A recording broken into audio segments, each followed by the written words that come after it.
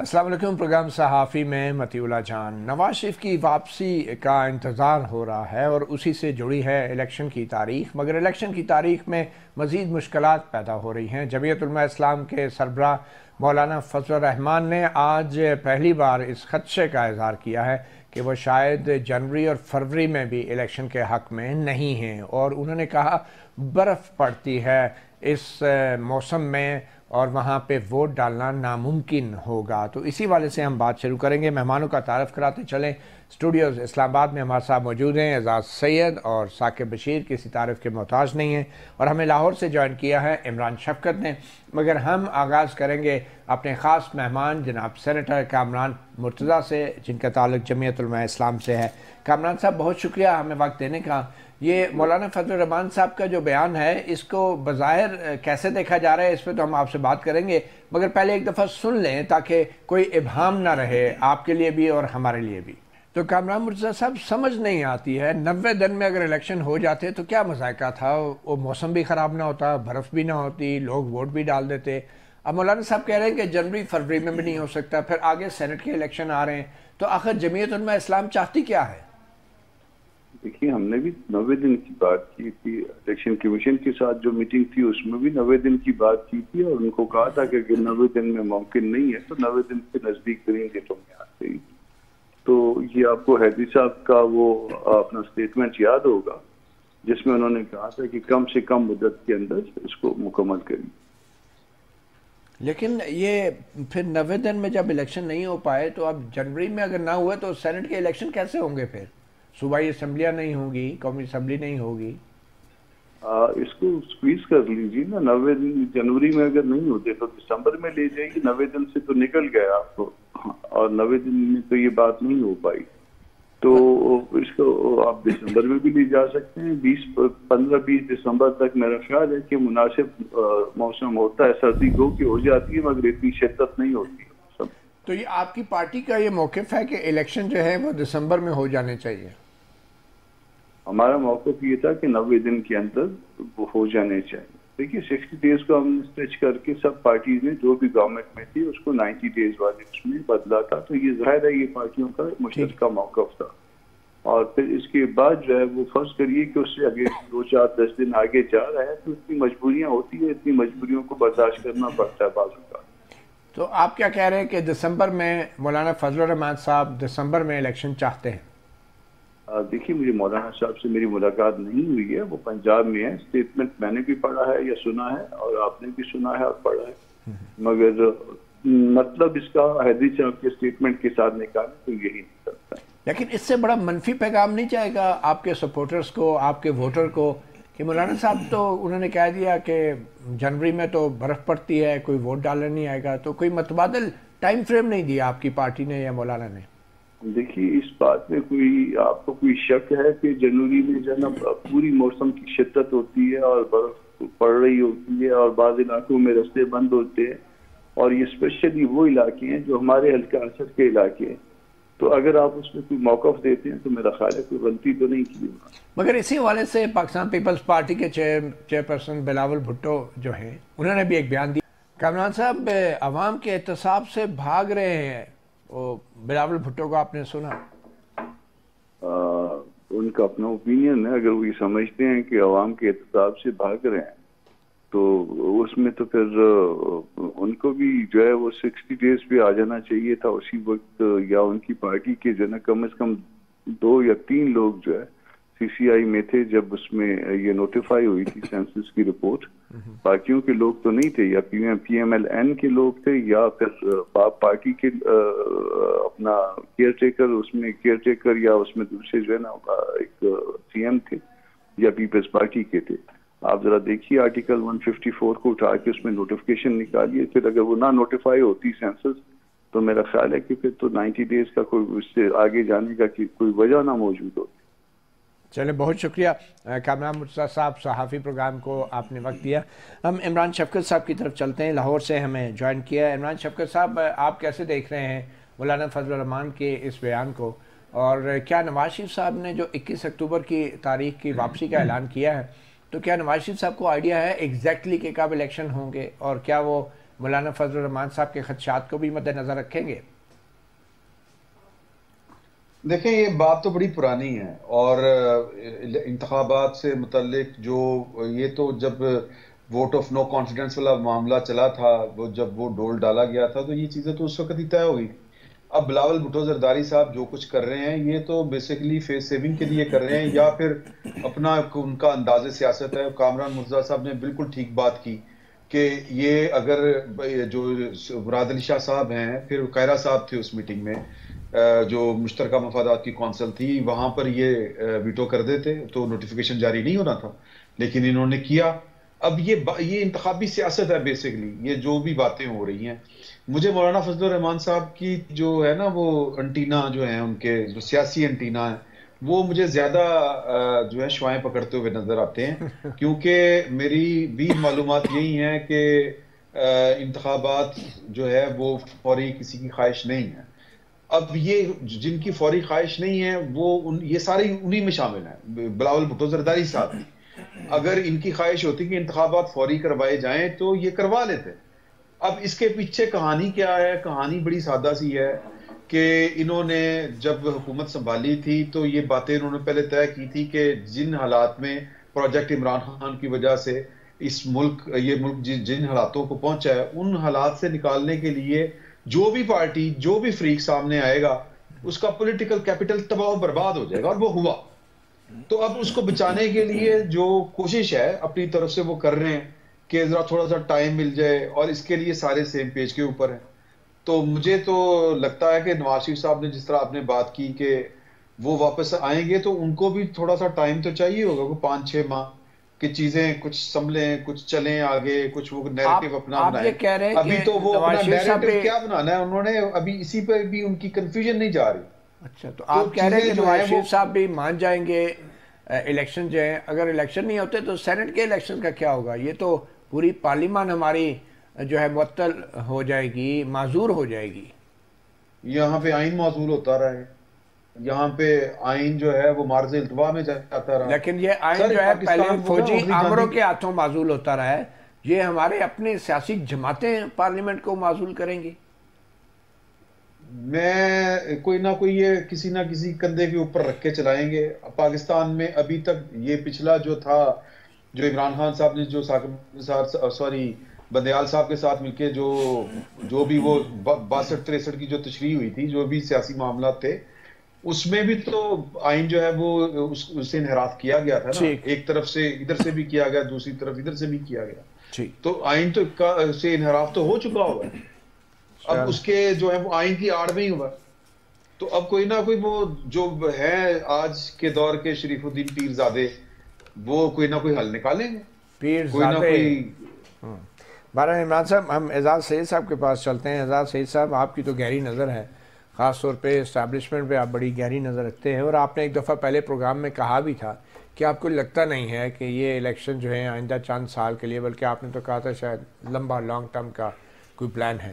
تو آپ سمجھتے ہیں کہ مولانا فضل الرحمان صاحب نے جو بات کی ہے، وہ برف باری کا جو بات کر رہے ہیں، وہ بیسیکلی وہ برف جو ہے وہ پورے پاکستان میں پڑے گی اور الیکشن اتنے جلدی نہیں ہو سکتے؟ کیا لگ رہا ہے آپ کو؟ میرا یہ خیال ہے کہ مولانا فضل الرحمان صاحب بڑے سمجھدار سیاستدان ہیں، وہ کبھی اسٹیبلشمنٹ کی لیفٹ سائڈ پہ نہیں کھڑے ہوتے، اسٹیبلشمنٹ کی ہمیشہ وہ رائٹ سائڈ پہ کھڑے ہوتے ہیں، اور اپنے جو مفادات ہیں ان کا خیال رکھتے ہیں، اور میرا نہیں خیال کہ مولانا فضل الرحمان صاحب نے یہ بیان ویسے ہی دے دیا ہے۔ میں ذاتی طور پہ سمجھتا ہوں کہ نوئنگ مولانا فضل الرحمان، اور آپ بھی جانتے ہیں مولانا فضل الرحمان کو، تو اس کے پیچھے یہ نہیں ہے کہ مولانا صاحب نے کہا کہ وہ جی برف باری ہو گئی تو میں اعلان کر دوں گا، میں یہ آسانی سے بات کرنے والی نہیں ہے۔ یہ میرے خیال میں مولانا صاحب نے سوچ سمجھ کے کنسلٹ کر کے اور شاید اس میں انہوں نے کچھ پاور کاریڈورز کو بھی دیکھا ہے، تو اس کے بعد یہ بیان دیا۔ میں نہیں یہ سمجھتا کہ یہ بیان ایسے ہی آیا ہے۔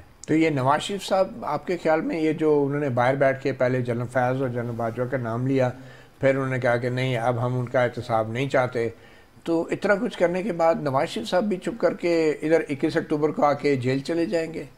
مطلب اللہ بات یہ ہے کہ میرے خیال میں جو انٹرسٹ، کامن انٹرسٹ کیا ہے؟ کامن انٹرسٹ جو ہے تمام پولیٹیشنز کا، جو اسٹیبلشمنٹ کے ساتھ کامن انٹرسٹ ہے، وہ ہے عمران خان کی مخالفت۔ یہ کامن انٹرسٹ ہے. تو کچھ نہ کچھ ساری جماعتوں کو کچھ نہ کچھ ریلیکسیشن دی جائے گی, اور الٹیمیٹلی مجھے لگتا ہے یہ کوشش یہی کروائی جائے گی کہ ساری جماعتیں جس طرح آ کے جس طرح جنرل باجوہ کو آ کے سب نے آ کے ایکسٹینشن کا ووٹ دے دیا تھا, اسی طرح اگر ساری جماعتیں, گاڈ فاربڈ, میں نہیں چاہتا کہ ایسا, یہ بلاول صاحب جو باتیں آج کر رہے ہیں ان کا موقف آپ کو پتہ ہے کہ الیکشن سینسس کے والے سے پہلے کیا تھا, پھر موقف کس طرح انہوں نے بدلا. اور ایکسٹینشن کے اوپر ہماری ساری جماعتوں نے, پیپلز پارٹی نے, نون لیگ نے, JUIF نے, سب نے دیے ووٹ. تو ہماری جماعتوں کا بھی سوری ٹو سے record in terms of supremacy of the constitution and the parliament کوئی اچھا نہیں رہا. اور میں یہ سمجھتا ہوں کہ انفارچونیٹلی ہماری جماعتیں اسٹیبلشمنٹ کے ساتھ ڈیل کرتی ہیں, اپنے مفادات کا سودا کرتی ہیں. پولیٹیکل نظریات میرے خیال میں ختم ہو گئے. میں آنیسٹلی سمجھتا ہوں کہ پولیٹیکل نظریات ختم ہو گئے. ٹھیک ہے رضا سید صاحب, پولیٹیکل نظریات ختم ہو گئے, مگر کیا عدلیہ کے آئینی نظریات بھی ختم ہو جائیں گے؟ مولانا فضل الرحمان کا جو بیان ہے, کیا وہ ایک وارننگ ہے ہماری عدلیہ کے لیے بھی, اور خاص طور پہ نئی عدلیہ کے لیے؟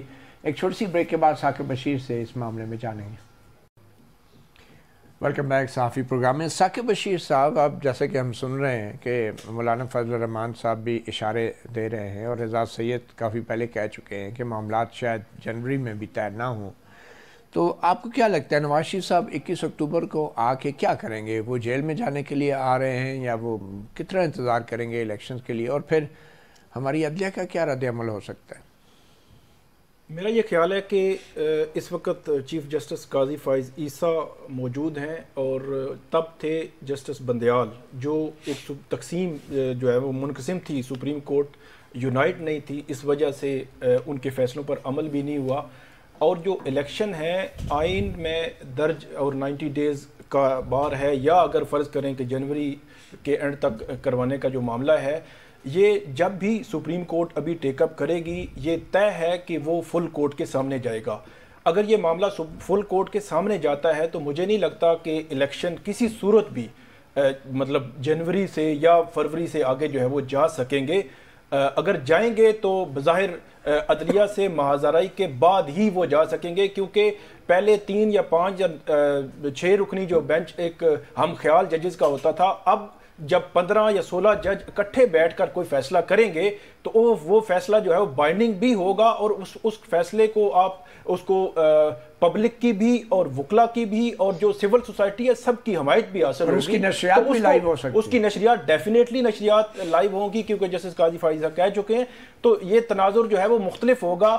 محاذرائی کے بغیر میرا نہیں خیال کہ الیکشن آگے جا سکیں گے. اور دوسرا آپ نے 21 اکتوبر کا پوچھا, نواز شریف صاحب واپس آ رہے ہیں, اس حوالے سے بہت سارے قانونی ماہرین سے بھی میری بات ہوئی, اور ہائی کورٹس کے جو ذرائع ہیں ہمارے اسلام آباد ہائی کورٹ یا لاہور ہائی کورٹ, تو بہت سارے ایسے قانونی رستے موجود ہیں جن میں بغیر گرفتاری کے نواز شریف صاحب جو ہے وہ واپس آ سکیں گے, اور وہ اپنے کیسز سے بھی بغیر گرفتاری کلیئر بھی ہو سکتے ہیں.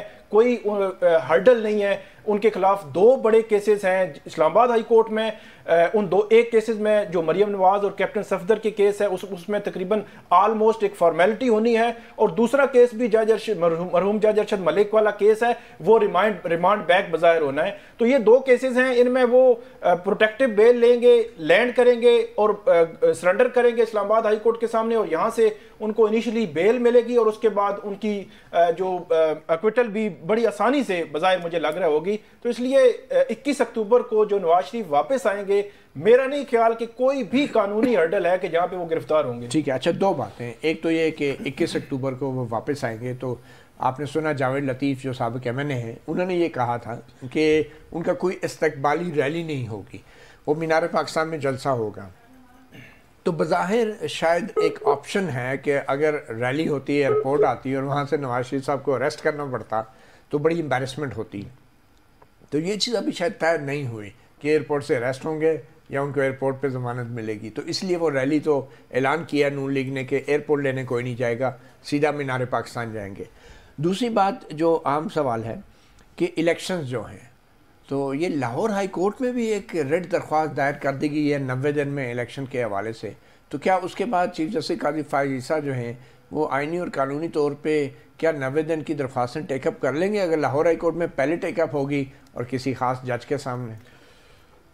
پہلی جو بات ہے کہ نواز شریف صاحب جب واپس آئیں گے تو کوئی بھی اشتہاری جو ہے، بہت ساری ہمارے سامنے جو ہے مثالیں موجود ہیں، وہ جب واپس آتے ہیں تو واپس آنے سے پہلے کسی بھی ہائی کورٹ سے حفاظتی ضمانت وہ کروا لیتے ہیں، اور حفاظتی ضمانت بڑی آسانی سے 2-1 ہفتے کی مل جاتی ہے۔ 2 ہفتے کی اگر ضمانت ان کو ملتی ہے اور وہ 6ویں یا 7ویں روز یا چوتھے روز یہاں پہ لینڈ کرتے ہیں اور اس کے بعد 6ٹھے روز وہ اسلام آباد ہائی کورٹ میں خود کو آ کے سرنڈر کر دیتے ہیں، تو 14 روز تو ان کے پاس یہ ڈائریکٹلی ایک پروٹیکشن ہوگی۔ تو ان 14 روز میں اگر ہائی کورٹ ان کو عبوری ضمانت دے دے اور ان کے کہے کہ ہم اپیلیں جو ڈیسائیڈ کرتے ہیں، تو میرا یہ خیال ہے گرفتاری جو ہے وہ پھر بھی ان کی نہیں ہو سکے گی۔ متی، میں ویسے سوال سمجھنا چاہ رہا ہوں ثاقب سے کہ نواز شریف صاحب تو سزا یافتہ ہیں، یہ جس طرح ثاقب بتا رہے ہیں، وہ کوئی ملزم نہیں ہے، وہ ملزم نہیں ہے، سزا یافتہ ایک کانوکٹ ہے۔ یہ اس کا آپ کہ میں نہیں سمجھتا کہ یہ قانونی طور پہ، پہلی بات یہ کہ قانونی طور پہ ملزم دونوں ہو سکتے ہیں، نہیں وہ دونوں ہو سکتے ہیں۔ مائی پوائنٹ ہے، دیکھیں میرا پوائنٹ ہے کہ میاں نواز شریف صاحب جس طریقے سے ملک سے باہر گئے ہیں اس کی قانونی نظیر کوئی موجود نہیں ہے کہ ایک بندہ وہ سزا درست ہے غلط ہے، ایک الگ ڈیبیٹ ہے، وہ کیس ٹھیک ہے غلط ہے، وہ پوری الگ ڈیبیٹ ہے۔ پہلے بھی ایک نظیر بنی، نئی نظیر بن جائے گی، ٹھیک ہے، ہاں یہ ایک نیا کریں گے کام، لیکن میرے خیال میں قانونی طور پہ اگر دیکھا جائے تو یہ شاید استقبالی ریلی اسی لیے منسوخ کی گئی ہے اور کہا گیا کہ جلسہ ہوگا۔ جہاں تک میری بہت سارے قانونی ماہرین سے بھی بات ہوئی اور ان سائڈ جو ہائی کورٹس ہیں وہاں جو ذرائع ہیں ہمارے جو ان ساری چیزیں اس قسم کی دیکھتے ہیں، جو اعجاز سید صاحب نے بات کی وہ بالکل پرفیکٹ ہے کہ اس سے پہلے کوئی نظیر نہیں ہے، لیکن جتنے بھی ہیں وکلا ہیں وہ یہ کہتے ہیں کہ کوئی بھی اشتہاری ہو کسی بھی طرح کا ہو، جب وہ خود کو کہتا ہے کہ جی میں کورٹ میں کم سرنڈر کرنا چاہتا ہوں تو اس کو ایئرپورٹ سے نہیں پکڑا اس کو پروٹیکشن دے دی جاتی ہے کہ آپ ایئرپورٹ سے گرفتار نہیں کریں گے،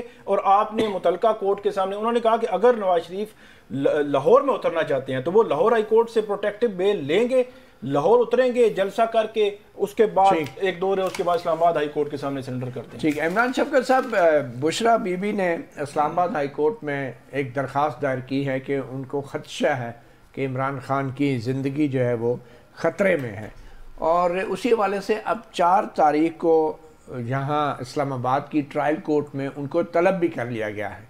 تو ایک طرف بشرا بی بی یہ کہہ رہی ہیں کہ ان کی جان کو خطرہ ہے، اور دوسری طرف پی ٹی آئی والے کہہ رہے ہیں کہ عمران خان کو پیش کیا جانا چاہیے، ان کو پیش نہیں کیا جا رہا اور یہ بہانے کیے جا رہے ہیں۔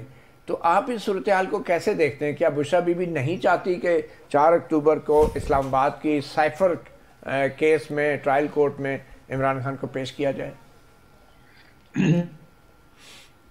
دیکھیں، بشرا بی بی کوئی 5 دن مسلسل اسلام آباد میں رہی، بلکہ کچھ زیادہ عرصہ رہی ہیں، اور بہت سے لوگوں کے ساتھ ان کی ملاقات بھی رہی ہے، اور پھر ان کے بچوں کے جو والد ہیں وہ بھی اس وقت گرفتار ہیں، اور آنے والے دنوں میں اگر معاملات جو ہیں وہ تعاون کی طرف نہیں بڑھتے تو مجھے لگتا ہے کہ زیادہ چیزیں خراب ہوں گی، اور بشرا بی بی کے جو بچے ہیں ان کے نام بھی آتے رہے ہیں، ان کا خصوصاً بھائی، ان کے بیٹے جو ہیں وہ ان کے پنجاب میں جو کرپشن کے معاملات تھے، پوسٹنگ ٹرانسفر کے معاملات میں ان کے نام اکثر سننے میں آتے تھے۔ تو بشرا بی بی کسی نہ کسی لیول کے اوپر جا کے، یہ بہت سے لوگوں کا خیال ہے کہ وہ ذرا مصلحت کا شکار ہو سکتی ہیں یا ہو جائیں گی۔ اس ساری صورتحال کے بعد مجھے لگ رہا ہے کہ وہ جو خدشات تھے، اور خان صاحب کو جو عدالت میں جو پاکستان کے معروف وکلا ہیں وہ کہا کرتے تھے اعظم خان صاحب کے اپروور بننے کے بعد کہ آپ کو اپنے گھر کا بھی خیال رکھنا چاہیے، وہاں سے بھی کوئی خرابی ہو سکتی ہے۔ تو مجھے لگتا ہے کہ باریک کاروائی جو ہے وہ جاری ہے کہیں نہ کسی لیول پہ۔ آپ یہ کہہ رہے ہیں جو بشرا بی بی نے ہائی کورٹ میں ریٹ دائر کی ہے کہ ان کی جان کو خطرہ ہے، تو یہ ایک قسم کا ایک بنیاد بن سکتی ہے عمران خان کو 4 تاریخ کو نہ پیش کرنے کی ٹرائل کورٹ میں؟ یہ بنیاد بھی بن سکتی ہے، اور ویسے بھی ان کا جو الزام ہے وہ زہر خورانی سے متعلق ہے، جہاں تک مجھے میرے یادداشت کام کر رہی ہے، جو جی بالکل یہی بات ہے کہ جی تو جان تو بہرحال جان ہے، کسی بھی طریقے سے خطرہ ہو سکتا ہے ان کو.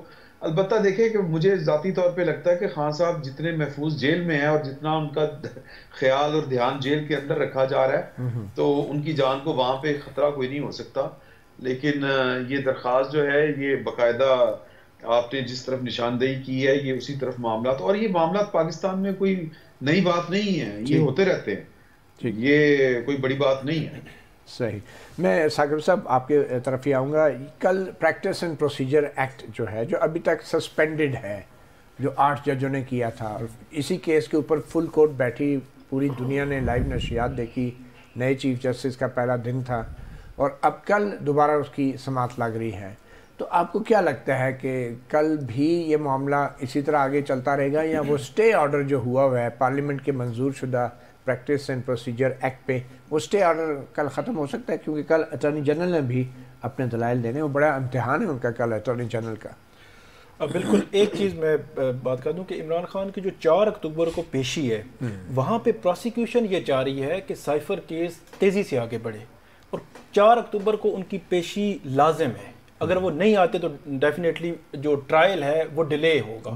تو مجھے ایسے لگتا ہے کہ 4 کو وہ پیش کریں گے ہر صورت میں کریں گے، پروسیکیوشن کریں گے. جی جو کل کی جو سماعت ہے مجھے ایسے لگتا ہے کہ یہ کل کنکلوڈ ہو جائے گا معاملہ.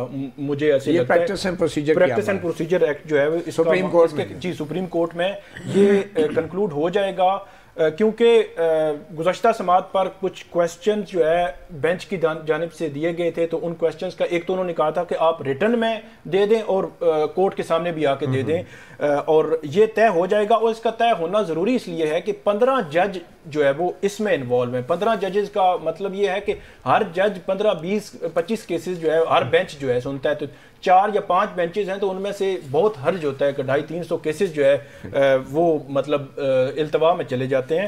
تو اس لیے ایسے لگتا ہے کہ کیونکہ پچھلی سماعت پر بھی وہ کرنا چاہ رہے تھے کنکلوڈ، کل ہو جائے گا. اس کی وجہ یہ ہے کہ بہت ساری چیزیں مطلب بیہائنڈ دا ڈورز، 184(3) ہے اور بہت ساری چیزیں ہیں جو ابھی طے ہونی ہیں اس کے بعد. تو اس میں خاص طور پر ایک بہت ہی ٹیمپریری قسم کا ارینجمنٹ قاضی صاحب نے کیا تھا. وہ کر سکتے تھے کہ انہوں نے 2 ججز کے کہا کہ میں ان کی مشاورت سے رضاکارانہ طور پہ رضاکارانہ طور پہ کر سکتے ہیں. وہ تو اس میں کوئی وہ تو ماسٹر آف دا روسٹر ہیں اور ماسٹر صاحب کچھ بھی کر سکتے ہیں. تو مشورہ کریں نہ کریں، 2 سے کریں 6 ججوں سے کریں، وہ تو بالکل اس میں تو کوئی تعلق نہیں ہے پارلیمنٹ کے قانون کا، کیونکہ کورٹ خود کہہ چکی ہے، جیسے منیب کہہ چکے ہیں، جیسے اجاز الحسن کے chief justice master of the roster ہے، تو پھر ماسٹر جی کر رہے ہیں اپنے مرضی. اور اس میں جو نشریات ہے کل کی پھر جو ہے وہ براہ راست آئے گی. اگرچہ یہ اتنا ٹیکنیکل ایشو ہے، اتنے لوگوں نے لکھا ہے کہ میں کہتا ہوں 90% لوگوں کو سمجھ ہی نہیں آ رہی، لیکن بہرحال لوگ دیکھیں گے کہ ججز کیسے سوال جو ہے اٹھاتے ہیں اور کون کس طرح بولتا ہے.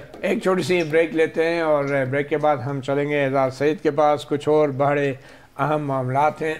سمگلنگ میں فوجی اہلکار بھی ملوث ہیں اور یہ پہلی بار پاکستان کے وزیر داخلہ نے اس کی تصدیق کی ہے. اور اس کے بعد نادرا جو پاکستان کا ڈیٹا بیس کا سب سے بڑا ایک ادارہ ہے، پورے پاکستان کے شہریوں کا ڈیٹا بیس رکھتا ہے، اس کی سربراہی فوج کے ایک حاضر سروس جرنیل کو سونپ دی گئی ہے اور اس کا باقاعدہ آج وفاقی حکومت کی طرف سے اعلان بھی کیا گیا ہے. ایک چھوٹی سی بریک لیتے ہیں اور پھر بات کریں گے عمران شفقت اور اعزاز سید سے.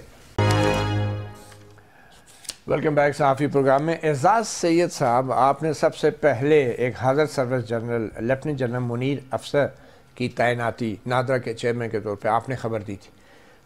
اس تعیناتی کو آپ کیسے دیکھتے ہیں؟ اور ان کے جو باقاعدہ ایک نوٹیفیکیشن جاری کیا گیا ہے، بظاہر ان کا کافی تجربہ ہے، مگر ان سے پہلے جو چیئرمین تھے طارق ملک، وہ تو ماشاءاللہ سے باہر کے پڑھے ہوئے تھے، PhD بھی تھے، اور ان کے جو اگر کوالیفیکیشن میں پڑھنا شروع کروں تو ان سے بالکل ہٹ کے مختلف ہیں.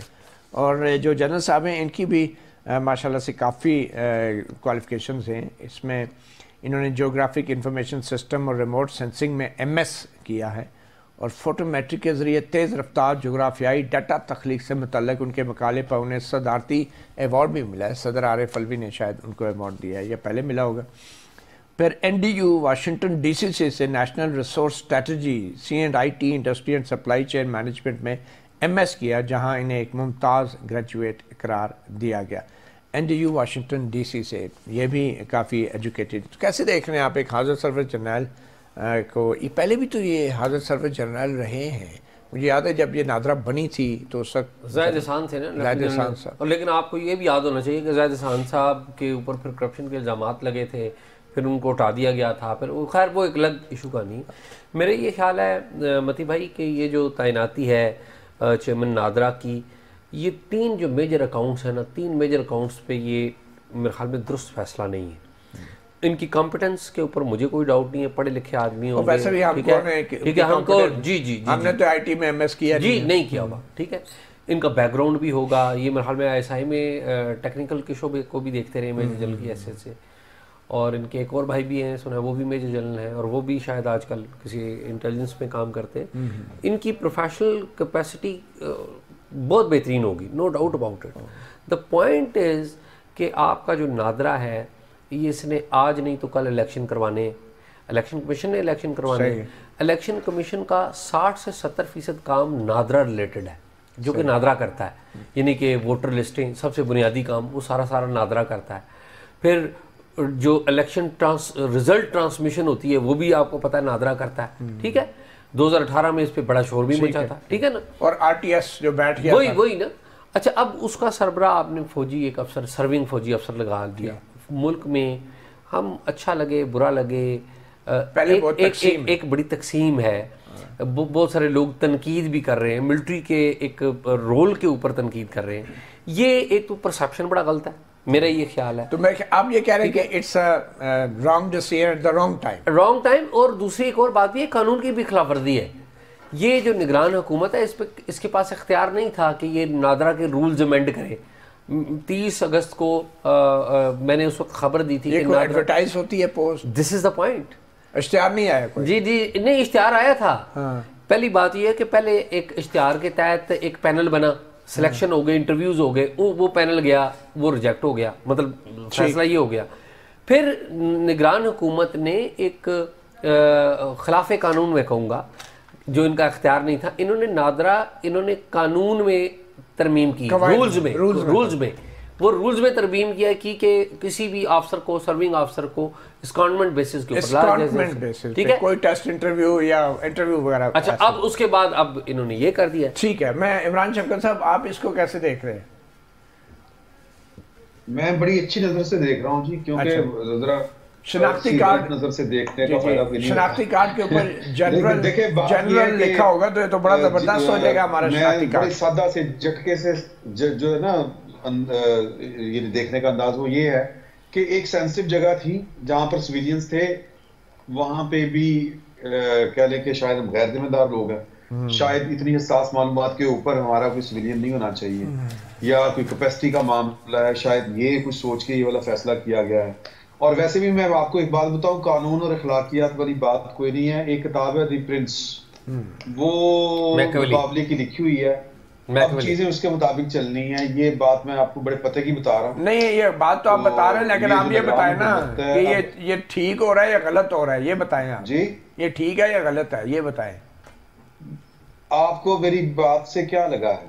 میرا نہیں، چلے میں کھل کے بتا دیتا ہوں، میرے خیال میں یہ ٹھیک نہیں ہے. نہیں، چلیں میرے خیال میں یہ آپ نے میرے خیال میں بات کر دی ہے نا، وہ جو وزیر داخلہ کی سٹیٹمنٹ ہے جو ابھی آپ نے گفتگو کی جی کہ جو سیکیورٹی سے متعلق لوگ ہیں ان پر کرپشن کے وہ ملوث ہے اسمگلنگ، تو یہ کام اسمگلنگ روکنا کام تو کسٹم کا تھا. جب آپ نے یہ والا اختیار دے دیا اپنی سیکیورٹی فورسز کو، تو پھر وہ یہ کام کریں گے، پھر ادارے کی بدنامی ہوگی. پھر جب لوگ بات کریں گے تو پھر ایک ہوتا ہے اسمگلنگ روکنا کہ ایک سرکاری افسر اسمگلروں کو روکتا ہے، ایک ہوتا ہے اسمگلنگ روکنا کہ جو اسمگلر ہیں وہ اسمگلنگ کرنا چھوڑ دیں. تو آئی ڈونٹ نو کس سینس میں آپ یہ بات کر رہے ہیں. میں ثاقب رشید صاحب آپ کی طرف آنا چاہوں گا. یہ جو فیض آباد دھرنا کیس میں اٹارنی جنرل صاحب نے ایک استدعا کی ہے، اور یہ جو آرڈر جاری ہوا ہے فیض آباد دھرنا کیس کا 3 ججوں کا، اس میں انہوں نے اٹارنی جنرل کو کوٹ کر کے کہا ہے کہ جو بھی فیصلہ آیا ہے اس کو صرف جو ہے اس پیریڈ کے لیے محدود کیا جائے. یعنی جو دھرنے کی سرگرمیاں تھی اس حوالے سے جو حکم دیا گیا تھا کہ سیاسی سرگرمیوں میں ملوث لوگوں کے خلاف کارروائی کی جائے، یعنی صرف اس حد تک محدود رکھا جائے. اور کوئی ایسا تاثر نہ ملے کہ لگا ہے کہ کوئی بھی آئندہ کبھی بھی سیاسی سرگرمیوں میں حصہ نہیں لے سکے گا؟ بالکل مطیع اللہ جان صاحب، اس جو آرڈر آیا ہے اس میں دو چیزیں ہیں. ایک تو، اور میرا یہ خیال ہے کہ کچھ ڈیفرنٹ ہونے جا رہا ہے، کیونکہ ایک چیز یہ ہے کہ انہوں نے تمام فریقین کو کہا ہے کہ اگر اور بھی کوئی چیز دینا چاہیں آپ دے سکتے ہیں، حالانکہ ججمنٹ آ چکی ہے، ابھی تو نظر ثانی ہے.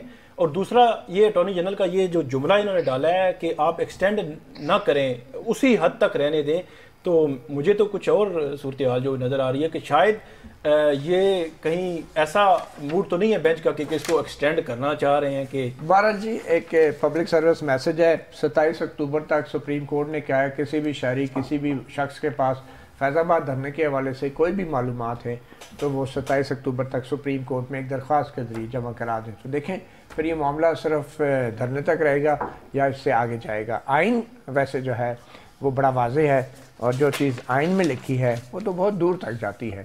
صحافی پروگرام سے اتنا ہی، اجازت دیجیے، اللہ حافظ.